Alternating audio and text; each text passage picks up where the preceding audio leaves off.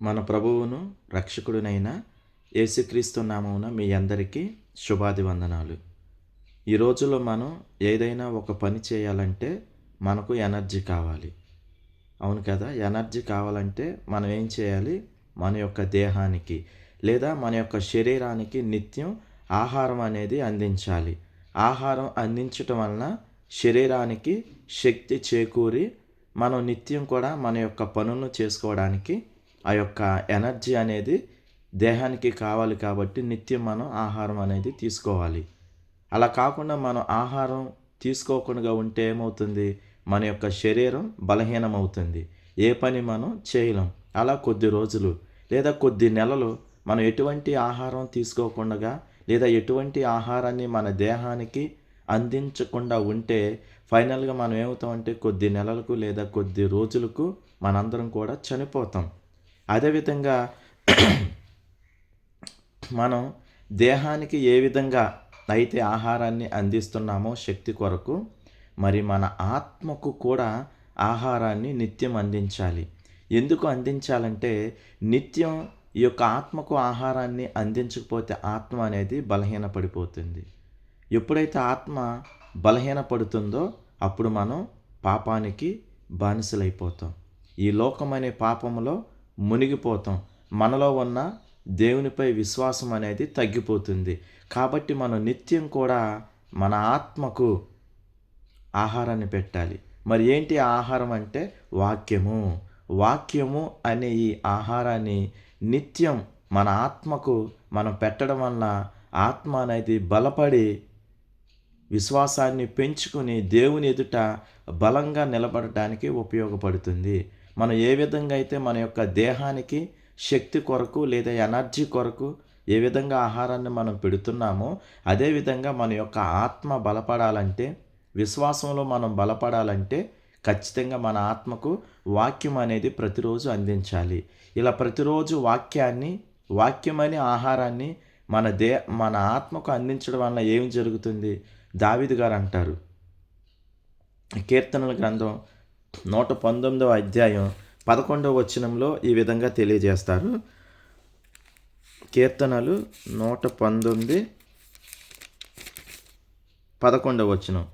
నీ ఎదుట నేను పాపము చేయకుండునట్లు నా హృదయములో నీ వాక్యము ఉంచుకొని ఉన్నాను.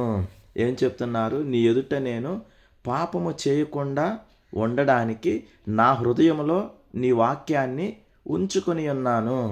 మనం పాపము చేయకుండా ఉండాలంటే మన హృదయంలో ఏమి ఉండాలి? వాక్యం అనేది ఉండాలి. ఎందుకంటే పాపానికి పుట్టుక లేదా పాపానికి పునాది జరిగేది ఎక్కడి నుంచి? హృదయమే. హృదయంలో కలిగే చెడు ఆలోచనలు అన్నీ కూడా మన హృదయం నుంచే పుడతాయి కాబట్టి హృదయంలో వాక్యాన్ని పెట్టుకోవాలి. అందుకని మరొక మాట ఉంటుంది, హృదయం మోసకరమైనది, అది ఘోరమైనది. అవును కదా! మన హృదయంలో పుట్టే ఈ తలంపుల వలనే లేదా చెడు ఆలోచనల వలనే నిత్యం మనం ఈ లోకంలో పడిపోయి దేవునికి వ్యతిరేకంగా మనం బ్రతుకుతున్నామంటే కారణం ఏంటి? మన హృదయంలో కలిగే చెడు తలంపులు లేదా చెడు ఆలోచనలు. కాబట్టి మన హృదయంలో వాక్యం అనేది ఉంటే, వాక్యంతో నింపబడితే ఖచ్చితంగా మనం ఆత్మ అనేది బలపడుతుంది.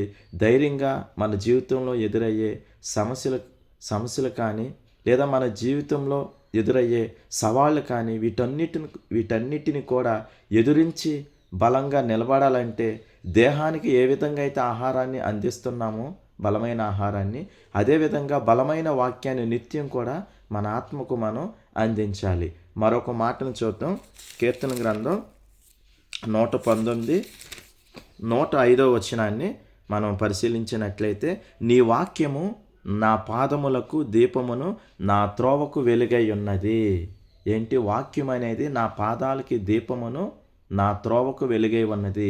వాక్యం అనేది మన త్రోవకు వెలుగై ఉన్నది. ఎందుకంటే మనం ఎలా జీవించాలో, ఎలా నడవాలో, మన ఆలోచనలు ఎలా ఉండాలో, మన యొక్క తలంపులు ఎలా ఉండాలో, మన యొక్క స్థితిగతులు ఎలా ఉండాలో ప్రతి ఒక్కటి కూడా మనల్ని నడిపించేది వాక్యమే. ఈ రోజులో చూడండి, మనం కొన్ని పాత్రలను క్లీన్ చేయాలంటే ఏం చేయాలి? వాటర్తో లేదా విమ్ము సబ్బుతో తోమి తర్వాత నీటితో శుభ్రపరచాలి. అంటే ఏదైనా మురికి పట్టిన ఒక వస్తువుని శుభ్రపరచాలంటే నీరు ఏ విధంగా అవసరమో అదేవిధంగా మన యొక్క ఆత్మ అనేది బలపడాలంటే, విశ్వాసంలో ఎదగాలంటే నిత్యం మన యొక్క ఆత్మకు వాక్యమనే ఆహారాన్ని మనం అందించాలి. అందుకని దేవుడు యోహాను సువార్తలో ఒక మాట చెప్తాడు, నేనే జీవాహారమును. ఆయనే జీవాహారము. మరొక మాట ఉంటుంది, మనుష్యుడు రొట్టె వలన కాదు కానీ దేవుని నోట నుండి వచ్చు ప్రతి మాట వలన జీవించును. అంటే కేవలం ఆహారంతో మాత్రమే కాదు కానీ దేవుని నోట నుండి వచ్చు ప్రతి మాట. ఏంటి దేవుని నోట నుండి వచ్చి ప్రతి మాట అంటే వాక్యము. వాక్యం వల్లనే మనం జీవిస్తాము. వాక్యమే మనల్ని సరిచేస్తుంది. వాక్యమే మనల్ని శుద్ధి చేస్తుంది. వాక్యమే మనకు వెలుగై ఉన్నది, మన పాదములకు దీపమై ఉన్నది. ఈ పాపమనే లోకంలో ఈ చీకటిలో బ్రతుకుతున్న మనందరం కూడా ఒక సరైన మార్గంలో నడవాలంటే మనకు వెలుగు అవసరం. ఆ వెలుగే దేవుని వాక్యం. కాబట్టి నా ప్రియ సహోదరి సహోదరుడా, ఈ రోజులో మనందరం కూడా మన దేహాన్ని బలపరుచుకోవడానికి కండ సామర్థ్యం కొరకు ఏ విధంగా అయితే ప్రోటీన్ కలిగిన ఆహారం తింటున్నామో, పౌష్టికాహారం తింటున్నామో, అదేవిధంగా మన యొక్క ఆత్మను బలపరుచుకోవాలంటే నిత్యం మనం దేవుని యొక్క జీవాహారమైన దేవుని వాక్యాన్ని భుజించాలి. దేవుని యొక్క వాక్యాన్ని నిత్యం మనం ధ్యానిస్తూ ఉంటే ఎటువంటి తప్పు పాపం చేయకుండా పరిశుద్ధంగా బ్రతకడానికి అవకాశం ఉంటుంది. ఎప్పుడైతే మనలో బైబిల్ ధ్యానం అనేది ఉండదో, లేదా బైబిల్ని ఎప్పుడైతే మనం ధ్యానించమో అప్పుడే మనం లోకంలో పడిపోతాము. అప్పుడే మనం పాపంలో మునిగిపోతాము. లోకాన్ని జయించాలంటే, పాపాన్ని జయించాలంటే నిత్యం మనం బైబిల్ని ధ్యానించాలి. వాక్యమే మనల్ని సరిచేస్తుంది, మన లోపాలను సరిచేస్తుంది, మన స్థితిని సరిచేస్తుంది. ఎలా నడవాలో, ఎలా జీవించాలో, ఎలా మాట్లాడాలో ప్రతి ఒక్కటి కూడా వాక్యమే మనల్ని సరిచేసి, క్లీన్ చేసి, శుద్ధినిగా నిలబెట్టి ఒక బలమైన విశ్వాసిగా మనల్ని నిలబెడుతుంది. కాబట్టి ప్రతి ఒక్కరు కూడా నిత్యము ఒక సమయాన్ని బైబిల్ చదవటానికి కేటాయించి నిత్యం బైబిల్ చదవండి.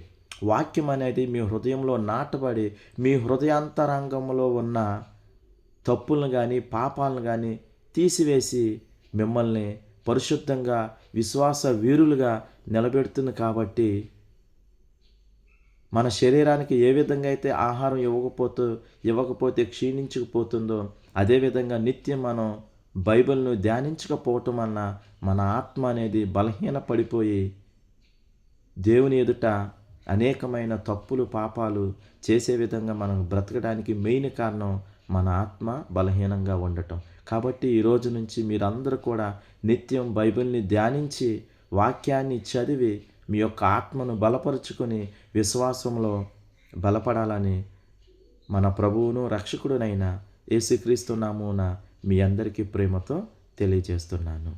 ఆమేన్.